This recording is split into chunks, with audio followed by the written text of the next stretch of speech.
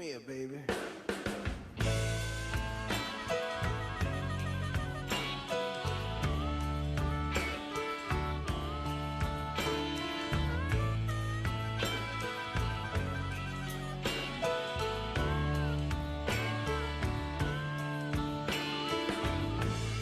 All right, everybody, and welcome to episode 329 of the 9 Years podcast.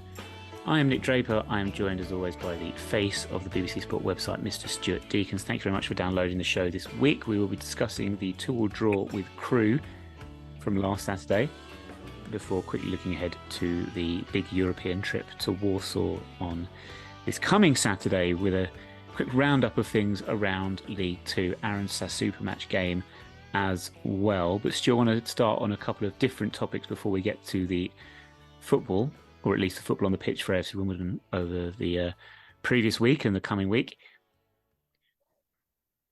Well, we have to start, I suppose, with the fact we drew 2-2 with Crewe. We threw away the lead, 5th game in a row that we've taken the lead, not gone on to win the game. Very frustrating for everybody.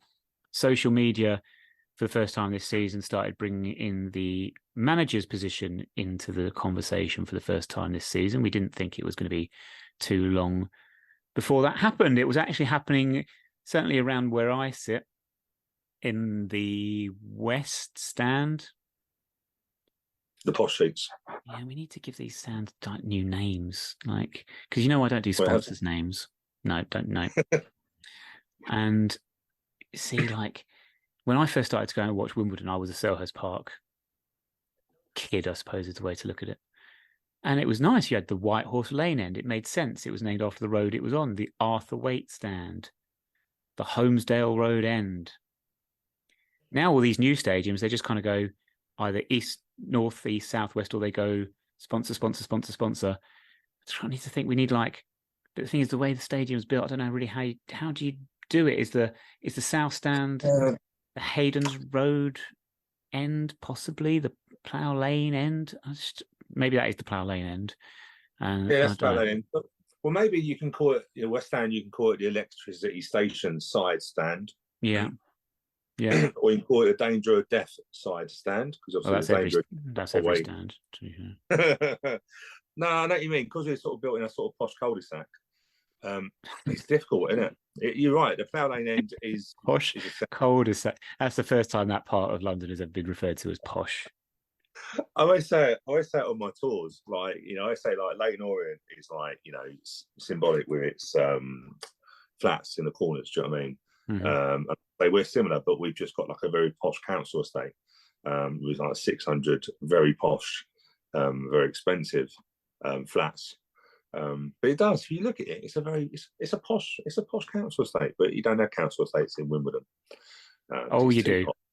Oh no, believe me, you do. Anyway, got completely sidetracked there. Sorry. My seat in the West Stand, and as soon as Crewe got a goal back at 2-1, conversations were already being had. If we don't win this game, you've got to question the manager. If we drop points again today, you've got to start questioning the manager.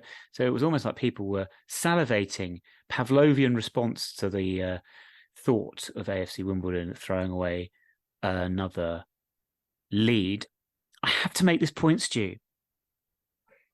I am a parody of myself at this point. I'm well aware of this. I hate things, all things new and modern and all that jazz, all that razzmatazz. I know I hate it. I know I'm a parody because I think the world is coming to an end and Western civilization is doomed. I will not let it go until more and more people realise this and actually start speaking up about it. The other thing I'm a parody about, apart from my hatred of Liam Trotter, which I again addressed last week, Neil Ardley, right? If you listen to this podcast and you're waiting for these things, take a drink for Nick going about Neil Ardley. But as I'll go on time and time again, the main reason why I thought sacking Neil Ardley was the incorrect decision. What was it now? 2017 it happened. Main reason I said that is because you start to create a culture where you are starting to say that if things aren't going great on the pitch, we're going to start sacking managers. Now, I have been proven correct on this because that's exactly what's happened with every manager since then. Well, it happened to Glenn Hodges, it happened to Mark Robinson. This is the problem now, is that whenever you get a bad run form, we had a bad second half of the season last season, We had that interview with Craig Cope, first episode of this season. He explained his reasons why he thought that was. Didn't think that, the manager was, the key, or amongst the key reasons as to why that was. But when you have a bad start, and then you have this recurring thing with dropping of points from winning positions, people are immediately going to go manager, because we've proven before that's what we do. So here we are. So we can moan about it and say you're crazy. And I certainly don't think, when you're winning at home, people shouldn't be talking about the possibilities of what might happen and what, if that does happen, what the ramifications of that happening are. But that's where we are, because we've said over the past 6 seasons we're going to sack managers, and Craig Cope has come out, and the club have done really well and stuck with Johnny Jackson despite a bad second half of the season last season. But unfortunately, you've already, that die is already cast, that precedent is already set. So immediately you get these calls for the manager to go. Your thoughts in general about anything I've said there, because I'm going to suggest you're on the same page as me in terms of talking about the manager's future at this point is insane. Yeah, I agree with you. But the thing is, and Johnny Jackson's openly admitted that, he was not surprised, but he was, if he'd lost his job last year because of the form, he probably wouldn't have been surprised. He's gone on record as that. And Craig Cope said on the official podcast, the one before, I think episode 3, that in the summer and very much towards the end of the season, he was having conversations with Johnny Jackson and going, it will get better. He was convinced that it wasn't all down to the manager. Recruitment hadn't been as good as it would have been previously. And you can argue the recruitment's been really good. But I said it ages ago, if we start playing well, it'll be Craig Cope that gets the praise for recruitment. Yeah. If we don't play well, it'll be Johnny Jackson, because that's the easy target. And you know what? He's a manager, so he's set up for that. The football culture nowadays is your manager gets dismissed if something goes wrong, and you don't really get that long nowadays. And we're going to touch upon some managers that have lost their job already. But I also think we have an element of the fan base that want to be proved right. And once a manager gets questioned of their position, I think they've got to do a hell of a lot to turn around that opinion of some fans. And you're always getting the more vocal ones. If you actually look at the stat base, we are, I think, for expected goals, I think we are joint third in the league, and for goals conceded, we are joint second in the league. Now, I know expected goals, you can argue that it's a really weird stat, but it's used quite a lot now, and it's basically how many chances you create. We are doing all the things right. We actually haven't conceded that many goals. It's just the goals we concede end up, drawing a game and stuff like that.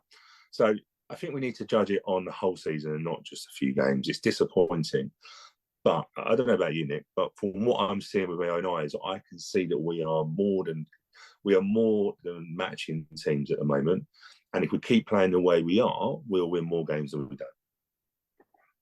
I agree with you. And you sort of hint at another point there, which is expectation. Because you say the way we're playing, we're happy with, and we're progressing well. Expected goals, whatever your opinions of expected goals are all good and things like that. And I think we're going to have a decent season, which is going to be for us, in my head, is 10th to 14th, right? Unfortunately, I agree. A lot of this managerial stuff will come from that expectation of more than that, and we always have this. And this isn't to say where's that expectation come from, though? Well, that's what fans. But has it come from the start that we had? Because you're right. Because I think Barrow will probably prove me wrong, but it's very rare for a team to finish in the bottom 6 one season and then go up into a potential playoff place the season after. That's a massive change. Yeah. So I think my expectation is that year on year we should be improving our position. Not by 1 place or 2 places. I agree with you, mid-table. And again, to go on with Craig Cope, Craig sort of about Luton. If you look at Luton's progress, it's not saying we're going to get into the Premier League, but year on year they progressed in terms of their positioning, and that's what we surely should be looking at as a club. But I think your expectation is spot on. But hey, look. It's just easy, isn't it? When a team ain't performing or they're doing something wrong, it's the manager's fault. Once those players go over that white line, they're managing the game to a certain extent. But That's a great point, though, because it sort of, I did want to mention something else about Saturday, but it would seem out of place. So let's just focus on the game for a second. So it was a 2-2 draw. We were 2-0 up at half time against Crewe. Josh Nerfill, James Tilley with the goals. But then second half goals from, do you know what? I've not got the first names, but Tabernier, I think it was James Tabernier, and Jason Nevitt were the 2 goals for Crewe, with the equaliser coming. And we will talk about the absolute chaos at the end of the game as well. But the equaliser came in about the 10th minute of 15 minutes of added time. But managing the game, Stu, this is what I wanted to touch on, something I don't think has been spoken about much. On field leadership, on pitch leadership, and in those final closing stages, we just didn't seem to have it. I felt throughout the game, and it might have been because, let's be honest, I think Crewe will be fine this season and probably might just be, I think they're a similar place to where we are, to be fair. I think we touch and go between us 2 teams about which one finishes higher, sort of in that middle of the table. I thought on Saturday they weren't at it at all. Their manager said the same thing. I thought they were really poor. I think they're a better team than they showed on Saturday. But even that, so we were dominating the game for long spells in terms of possession, territory, all those things. But we were very quiet. And you could argue that's because we didn't need to be any louder because Crewe weren't really at it or whatever. But I thought we were lacking that sort of experienced leadership. And I think that's proven in the way the equaliser comes about, because no one takes charge of that situation whatsoever at any point. Yeah, and it's a surprise because obviously, we've got 2 centre halves now that are vocal enough. We have, Alex Bass behind them. We know he's not vocal. He sort of does his leadership with his actions and stuff like that. But yeah, I agree with you on that. I felt in terms of obviously our midfield, no Jake Reeves. I think we're finding that a massive loss in terms of our captain and leadership on there. It's interesting what you say about Crewe, because I think we made Crewe. It's always those in it. Did Crewe play poorly, or did we make them look poor? And I think it's probably a bit of both. But I felt that we were on the front foot really early, and we just battered Crewe in terms of we've done the right things, won second balls. And it's no stretch of imagination to say if we'd gone in 3 or 4 up at half time, that would have been fair play for that. I looked at one point at a corner, and I remember seeing only one Crewe player literally clapping their hands or trying to motivate his team, and the rest were either doing their socks up or looking down at the floor, and they looked beaten. I'm sitting there going, I think body language is a great thing, especially for managers and stuff. And I looked at them, and every one of our players was rushing to get to the corner and wanted the ball and stuff like that. And Crewe didn't, and they got in at half time, and whatever their manager's done and changed shape, fair play. Second half, I thought second half they bossed us. I don't think the equaliser was against the runner player or anything like that. If I'm being honest with you, I thought they were worthy of a draw based on the second half. We are quite. I agree with you. I don't get it sometimes. I felt we just dropped deeper and deeper and deeper. And in the end, Ali was literally running around on a halfway line trying to get scraps on that side of it. And that's just where maybe but I also think when you've got 11 minutes of injuries added time, like I just feel it's very difficult to hang on. It's a long time. Crewe just chucking long ball after long ball after long ball. If you remember before that, Harry Pell clears a head off the line that was beating the keeper. They had a goal disallowed, which I don't understand how it was disallowed. It was well over a line, I think, offside. Okay. But we just couldn't. It's like, in a way, we couldn't even waste time. Like, just launch it out of the stadium. Just do. I feel like we've got to a stage now where wasting time just doesn't work because the referee adds it on. Because if you think about it, when we actually when they scored, we had about another 4 or 5 minutes. Yeah. We still had a chance at the end, didn't we? Yeah. So as if the referee added a chime on for them celebrating, which I think they do. I just want to get home before midnight on some games. Do you know what I mean? Like the added time, and I was one that was about added time, and I think it was right to do. I don't know now. I'm just like thinking this is ridiculous, especially when we can see goals so late. Yeah, well, that's the main problem. Certainly this week. Do you know what part you say about them Crewe coming back at us and things like that, and us not managing the game, launching the game out? Problem is our forward players is we've got no one that really holds the ball up. We want to play on the counter. We want to get Ali and Omar in behind as quickly as we can. Josh comes on in a similar sort of scenario. So in terms of just having that big lump up top that can just hold on the ball and knock down the seconds in the corners, whatever, we don't have that type of striker. And if you think Aaron Sassu came on late and sort of played forward as well, and he was trying to chase a third goal just before. Remember, it was him trying to push forward, and that's right, before they hoofed it. Yeah. So yeah, I think we're just missing out on those bits and pieces, which again, Stu, all ties in. There are certain elements I think that with the squad as it currently is that we are missing. That is why I think we are much improved from last season, but we're still a little bit way off before we start even thinking about anything higher than mid-table. And it's those little things that make the differences, I think. Yeah, but if you want to, if you want to, and it's not trying to defend Joey Jackson, it's just being realistic. He can't control James Tilley missing that chance one-on-one. And there's other gilt-edged chances that we missed. We could have been 3 or 4 up at half time, and you would argue we would struggle to give away a 3-0 lead. Let's not chance it. But so what I'm saying is, it's about margins, isn't it? But if your eyes are looking at that game and you're seeing it, we dominated that first half, creating a lot of chances. A goal difference looks decent. So I find it amazing that fans are already going on this with Johnny Jackson. So I find it laughable, if I'm being honest with you. And all I can put it down to is those fans that wanted Johnny Jackson out. I've just basically gone like, he's going to go at some point, so let's just get him out as quick as possible. But I just find it laughable. I really do. Just looking back again, you say about the chances we had in the first half. We did, but one big feature I thought of the game as a whole was neither keeper really had a big save to make. Do you know what I mean? So you're thinking about the Tilley chance. He should hit the target. Of course he should. I'm astounded that I saw the ball go wide, and then I saw it was a goal kick, and I was like, surely the keeper's made a save there. I didn't understand how Tilley had actually missed the target completely. Omar Bugo, right on the stroke of half time, just puts it wide of the far post. And then Alex Bass in our goal doesn't have he doesn't make no save. I think he had one that he had to catch from like a 25-yard shot straight forward. Nothing. So again, perhaps lacking that killer. What's the word I'm looking for? Killer instinct. There we go. But if you also look at it, James Tilley's got his 8th goal this season. And we're only mid-September. And you could argue he scored with the more difficult chance that he had of the afternoon. Yeah. And it goes back to my point with the expected goals or chances that we're making. We are making a hell of a lot of chances. That's, for me, that's what's more pleasing, because as long as you're creating, it's like anything. As long as you're creating those chances, you're going to score more than you're not. Yeah. It's when you're not creating any chances that you're going to go, Johnny Jackson, what the hell are you doing? Yeah. But I think the team's been set up fine. And look, and to say we can't kill games out, well, you could argue the Sutton game we killed off, and the Colchester game we killed off, and both of those teams are trying to come back at us to get.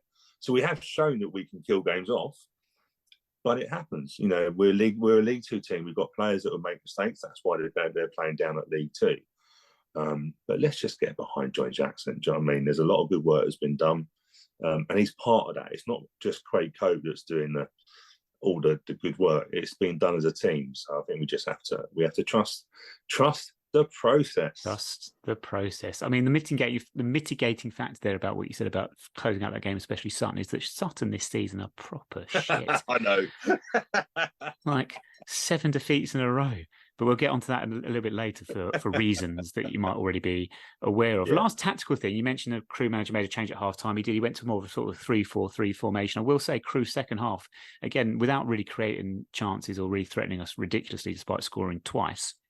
What I thought they did do was they defended their box much, much better. So James Tilley, you say there with the second goal, if you actually watch it back, by the time he gets the shot away, I think the defending is woeful. Like, yeah. But second half, I think they were much better at sort of stopping that and forcing us almost to go wide. But then when the ball came in the box, we got lots of corners. They defended them really with ease, really, to be honest with you. I'll give them credit for that. I still think they just... I thought I would see more of them as an attacking threat throughout the game, and it just wasn't there for them.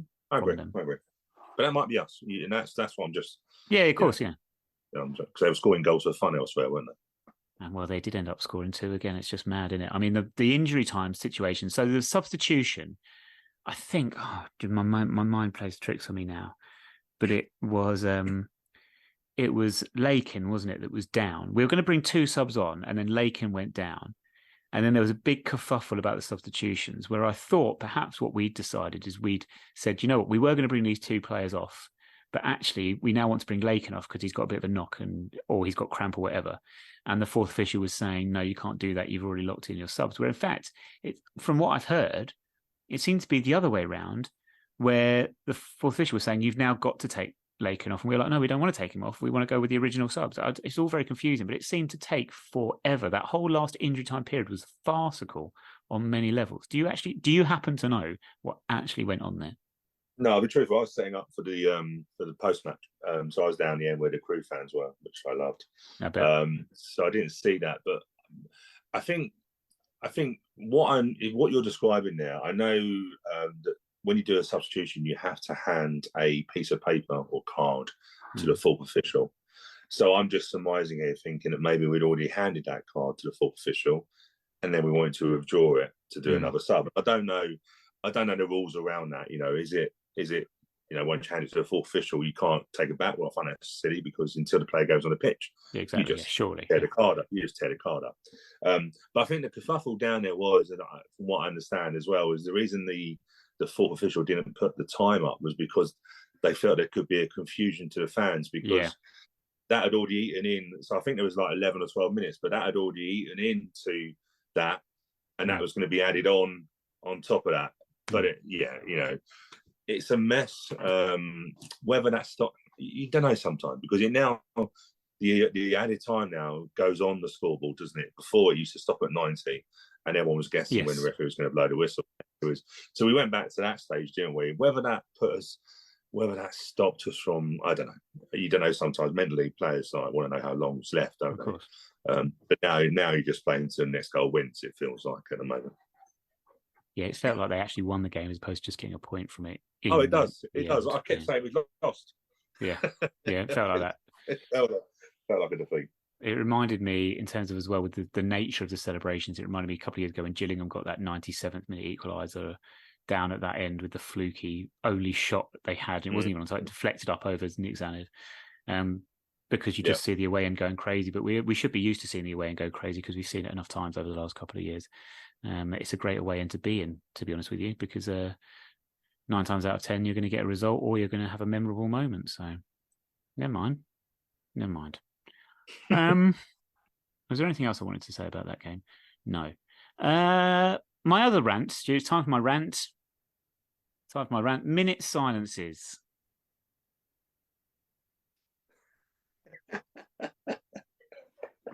We're going to have them every week the way we're going.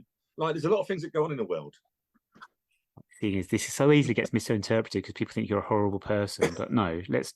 So all of football had a minute silence before their games, or at least in the English Football League. I don't know about the Premier League because I don't give a fuck. I don't watch it. But all the Football League teams did it. And I want to get you, everyone, I'm sure everyone must have seen this clip, but maybe people haven't. Is the American-Canadian comedian, I'm not sure, Anthony Jeselnik, right? And he does this great bit where he talks about people who put on their social media when something bad happens around the world, they put thoughts and prayers with the people of wherever it might have been. And he's like, do you know what that's... I'm safe. or the marking themselves safe on Facebook. Yeah. But he makes the point, he's just like, do you know what... You know what it's worth when you put something like that on social media, like thoughts and prayers? Do you know what that's worth? It's worth fucking nothing. Right? It means nothing. All you are doing is say, "Look at me, I'm such a good person. I care." All right. Then you make it immediately about yourself. And football does this so much these days. It drives me insane. The minute silence is not doing anything for anyone. It's just football saying, "Hey, look, we're nice people. We care. We're showing our support." A football match does not need to have a minute's silence before. Like, it's of no relevance whatsoever. And if you think it does, my argument is, why don't we have minute silences before we do anything when a bad thing happens? Why don't we have, before Sainsbury's opens its doors in the morning, why don't all the customers stand outside and have a minute's silence before they start their shopping? Right? We can have them all lined up outside on the pavement, having a minute's silence solemnly with their trolleys, like... You just wouldn't do it. It's like the analogy I always use about poppies on the shirts. Why the fuck do you need a poppy on your shirt when you're playing football? What are you actually doing in that time? Do you have to have a poppy on it? If you're going to wear a poppy, do you have to wear it on you 24/7, like at all times? When I go to bed, do I need to stitch one into my underwear, my pajamas or whatever? Do you know? Anyway, I don't like it. I hate it. And it's just vacuous and narcissistic. And it's done for the completely the wrong reasons. And I wish we would stop, because above all else, it just completely devalues the minute silence, in my opinion. Thank you for listening to my TED Talk. You know what can I say? There was one funny moment. So I was just packing up all the stuff on a live show, and the minute silence was going on, and I stopped. So I thought, again, it's one of those things, right? I want to get to my seat as quick as possible, but I'm thinking, I better stand still and all that sort of stuff anyway, right? And then this a girl, she must have been about 8, 9 or 10, comes running down the stairs with like really loud shoes. So of course it's silent. So she's going down the stairs, and her dad behind is going, shh. And then, bless her, she then comes back up and then does the same thing again. And I sat there and thought, the poor girl, she didn't realise. She's now trying to correct herself. She now don't know what to do. Her dad's like, oh no, my girl's embarrassing me. Yeah. And I'm like, it doesn't need to be done anyway. Yeah. Oh, bless her. Yeah, I did chuckle. Like, she had the loudest shoes. Like, it's like she was doing tap dancing, you know, those metal steel things. Yes. And the more she tried to make herself silent, the more noise she made. Hilarious. Yeah. It's always the way, isn't it? It's just, but the problem you got is that the Premier League and the football league want to do this thing all the time. There's a tragedy happening around the world on every day. Yeah. Whatever level it is. It's not good. It's not nice. But ultimately, do we have to? Are those people thinking, "Oh, they're nice people at Wimbledon, aren't they? They're being silent for us." Yeah, no, they don't need that. No. But we just feel like we have to do it. And yeah, I agree. I agree totally with you. It's just all for show, as so many things are in this day and age, and it's. Yeah. Oh well, it is what it is. I mean, there are included. I mean, I feel like I have to make this point. It's a bit of an awkward one because it's sort of almost contradictory in a way. But I know that, my church, for example, my school, fundraising activities, money's going out to help charities supporting people in Libya and Morocco. You're not going to hear about that. I know I've just said it here, but you know what I mean. But they themselves are doing it because it's actually of benefit. It's actually helping people. And they're not doing it because they don't want credit for it. They're not doing it to say, oh, look how wonderful we are. They're just getting it done to help. And I think football just completely misses this whole point. But anyway. Can I just say, when you mentioned a church there, did you read today the church that have installed 2 beer pumps in their church for people? I couldn't stop laughing. I'm like, well, you serve wine. Well, literally a vicar serving a pint of beer. And I'm like, I don't see the problem. But, you're just thinking, because it's a traditional thing, isn't it? Moving, whether you should be serving beer in a place of worship, I'm not sure. But it's an hilarious picture. I mean, Stu, we are a football podcast, but the Church of England, I'm not Church of England, of course, I'm Catholic, but, Church of England seems to be in some sort of form of mass suicide at the moment. It's actually killing itself. It's incredible to watch. And now getting pissed. And now, well, this is it. Well, what else have you got left to do once you've continued to just completely make your institution irrelevant in the eyes of the people? Anyway, another rant. Kickoff times, Champions League. I picked up my phone the other day and it said Newcastle get draw at AC Milan, right? And I was like, what do you want about? I'm like, 7 o'clock. They haven't even kicked off yet. No, apparently they were kicked off apparently all the games now have 2 kickoffs on a midweek because we just need to get all those games on TV, don't we? Absolutely. And I had a look, Stu, to prove my point about how rubbish top flight football has become. Our last season in the Premier League, we won on the opening day at Watford. Do you remember that 3-2 win? I do, yes. Yeah, Egil Olsen's first game in charge of us. Yep. Do you know how many Saturday 3 o'clock, 10 Premier League games of a weekend on a match day? How many of those were Saturday 3 p.m. kickoffs on that season, our last season in the Premier League? Going back down, I would imagine a majority of them, a good 8. Actually, I thought 8. No, 9. 9. Wow. One Sunday. One Sunday game, which was Everton Man U. I remember it for some reason. But But that was proper excitement. It was like the big build up to the start of the season. And all of a sudden, come Saturday 3 o'clock, if you weren't at a game, if you were following it on the radio, or whatever, or Soccer Saturday, whatever, all these games, all this stuff happening, it's exciting. And then come 5 o'clock to do a match the day in the evening. Now it's just spread out all over the place. It's impossible to keep keep on top of it all, trying to figure out what's happened and what's not happened. And I just think it's mad. It's madness. But see, I am a parody of myself. I admit this. I agree with you, but equally, I am now going to, when I go to football now, I go, oh, what's a Saturday night game now? She's got the Friday night game, the Saturday night game, the Sunday night game, and the Monday night game. So I'm like, well, what is it? But do you know what? The reason I say that is because I feel like I'm watching two different sports. I'm watching the Football League, the Premier League, which is a fantasy league with VAR and any rules you want to have. And that's my sort of like guilty pleasure. I don't mind watching that, but actually I'm a consumer, so I watch it when I'm in. But equally, I go and watch a game at 3:00, and that's what football should be about. Mm-hmm. So it's a difficult one, isn't it? Because I don't mind a different kickoffs because I get a chance to watch football, but that's because I'm a consumer at home, and the football, I should be saying as a fellow fan, that's really bad for the fan out there. However, that's what Premier League fans want now. You don't get the money or these players that cost hundreds of millions of pounds without the football being on TV and the TV determine what it is. I think we get to American football where we have staggered games the whole way through the evening. I think it's, I see it starting like 10 o'clock in the morning, then 12 o'clock, then 2 o'clock, then 4 o'clock. And I see it being that way eventually because that's roughly what you're getting at the moment. Do you know what this is, Stu? This is bread and circuses and why Western civilization is doomed. That's all I have to add, really, I think, about that one. I was going to point out something else, but I've decided against it. Surely because, you know what? I forgot what I was going to say, but never mind. Essentially, though, Stu, in my opinion, as you can probably guess, less is more. Yeah, but we are.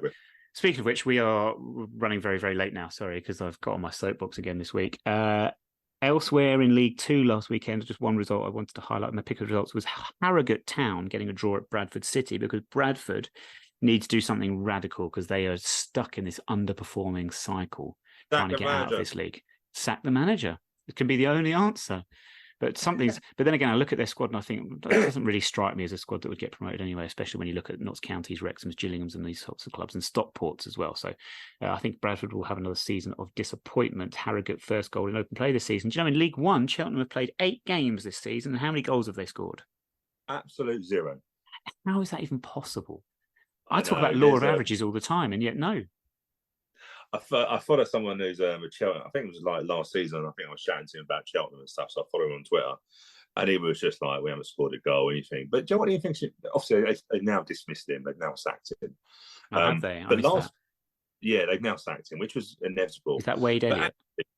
But actually, last season he done the unthinkable and actually kept them up when they looked almost certain to get relegated. Yeah. But new season, you forget about what everyone's done. Do you know what I mean? Basically, it's like you've got a. It's like you've got a clean slate, whether you've done well or not. And they're. But I think Steve Cottrell is one of the favourites. That just goes round and round, doesn't it? These managers.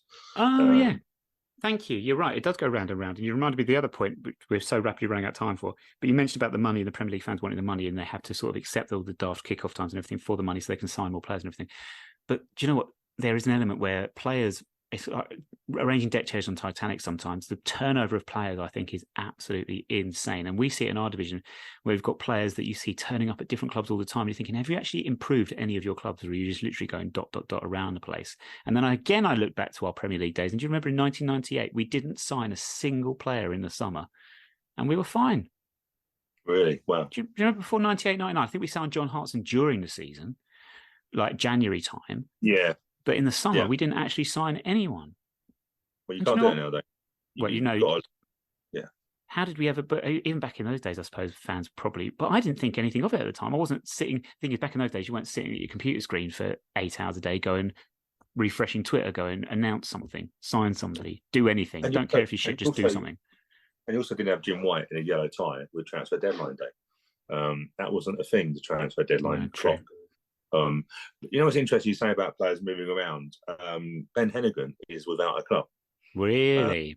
Released by Sheffield Wednesday, had an injury and can't find a club. Reminds us of when we picked him up, when Blackpool let him go and a deal fell through at COVID. But there are a lot of players who are not finding clubs. Interesting. Who you'll forget about. Lyle Taylor, obviously, we know about, potentially going to be training with Sheffield Wednesday.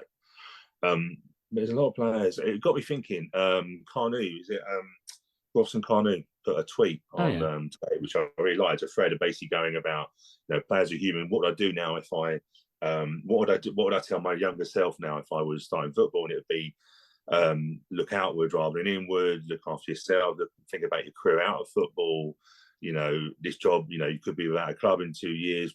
Players have got a very short contract. So when we say about these players, get rid of them, they're rubbish. Some of them don't find another club. Yeah. And that it was a really interesting of what he was said to his younger self. And I think we get away from these footballers are human people, and they only get 1 year. We've got some players who've got a 1 year contract. Omar Miguel's got a 1 year contract. Mm. And there's a lot of pressure on that. So, but you're right, people do go around in circles, don't they? I'm sure we will get Lyle Taylor back at some point. Yeah, your dream will come true, Stu. Talking about players, he's 58. Well, still take him. Talking about players doing roundabouts, signing for new clubs and everything. Very, very quick, Stu. Aaron's super match game. This is quite tricky, so don't spend too long trying to figure it out because we're running rapidly out of time. But our first game back in the third tier, if you remember, in 2016, after promotion at Wembley, was actually away at Warsaw, and we lost 3-1 on opening day. I think Lyle Taylor scored a penalty with the last kick of the game, basically, as a consolation. Yeah. 3 of our starting lineup that day, so 8 of our starting 11, had got us promoted from League Two, but we had 3 debutants. And those 3 debutants were blank, blank, blank, blank, and blank, blank. However, I think there's one, because it's quite a famous one, that you might be able to get because it's in a specialised position. Goalkeeper. There we go. I can't think who the goalkeeper was. Was it Clark? Yeah, well done. Do you understand? I remember the game. Lyle Taylor scored a penalty from memory, I think. Yes, because I just said that. Oh, shit. It's what I'm thinking of listening. It don't happen. No. Who did we sign that first season? I can't think for the life of me. No. And I know we're running out of time, so I'm going to use that excuse and not thinking. Nice. There's no added time on the podcast, unfortunately. Sean Kelly at left back. And Chris Whelpdale. Oh, legendary. He scored at Peterborough in the cup game. He did. Remember? He did. For what player? Yeah, didn't quite work for us, but nice guy. Never judge him after a month. That's the key. That is the key, the Derek Duncan effect. Right, very quickly then, let's run through Warsaw. We travelled to Bescott Stadium on Saturday. They last season, they had a disastrous second half of the season, won 2 of their last 23. They finished 16th. They're currently 14th with 3 wins and 3 defeats in their first 8 games. Last week, they lost 2-0 at Swindon Town. 5 of their first away games have been away from home. They remain unbeaten at home in the league this season. Matt Sadler is their boss in his first managerial position, and Danny Johnson, who was on loan at Walsall last season from Mansfield, he then went back to Mansfield for the second half of last season, managed to score against us for both Walsall and Mansfield in that time. He has now signed permanently for Warsaw. He's travelled over to Poland. We are winners in 4. We are going to a team, as I say, I'm being at home in the league this season. A scoreline prediction for you. 1-1. That's it. Thanks for the other thing I was going to say is we talked about Sutton earlier and how rubbish they are, 7 consecutive defeats, but they host Milton Keynes tomorrow. So we are recording on Friday, of course. So please end that run, Sutton. Please, please, please, at least get a point. Thank you very much. Sounds weird, isn't it? I remember having a discussion with someone we know about the what Sutton has signed and what we had signed in the summer. And I thought our signings were miles better than Sutton's. And this person said, no, Sutton have done a really good window. And of course, I remind that person constantly. I can't think who that is. I just cannot think who this person is. But this person doesn't think he's wrong. Sorry, it's a he. I've given that away now. I haven't actually asked. We don't know actually if they could identify, however. Sorry. So Doris doesn't think he's wrong. Yeah, and now we just get, judge it after 10 games. Of course, when we get to 10 games, we judge it after 20 games, and by the time they mathematically can't get out of the trouble, they might admit. But it does surprise me. Don't get me wrong, their window wasn't bad, but they also got in a rut, and that's what happens in League Two. They've had some difficult games as well. Acton's a difficult place to go. But anyway, that is it for this week. So, Stu, thank you very much for joining me. Thank you for putting up with my rants this week. See what it will be next week. Who knows? EPPP, probably, because that came up in conversation this week. Anyway, updates from the game with Warsaw in Poland will be available on Twitter at 9YRS Podcast. Other than that, Alexa Bliss, bag first, milk last, 2 + 2 = 4. And we shall, if we've not all dead by then, because we've all exploded in an AI disaster, we'll speak to you again next week.